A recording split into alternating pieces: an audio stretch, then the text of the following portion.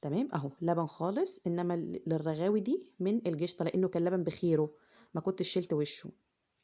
اهو هتلاقوه كده نازل اهو. شوفوا، لبن رجع طبيعي خالص اهوت. فكرة حلوة جدا يعني، بدل ما كده يبقى خلاص باظ او نرميه. تمام. فدي فكرة كويسة جدا. اللي على الوش الرغاوي دي يا جماعة من القشطة اللي فيه، هي لما بتنضرب في الخلاط بتبقى كده، بتعمل رغاوي. انما هو راجع لاصله، انا بحاول ادوبها كده معاه.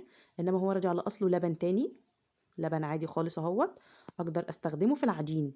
بس نصيحة مني، لو هتستخدميه هتعملي بيه بكاكين، تمام، او هتعملي منه اي حاجة، ضيفي مع الخميرة تذكرة بيكنج باودر. تمام، علشان بس الحاجة ما تبقاش مكتومة معاكي.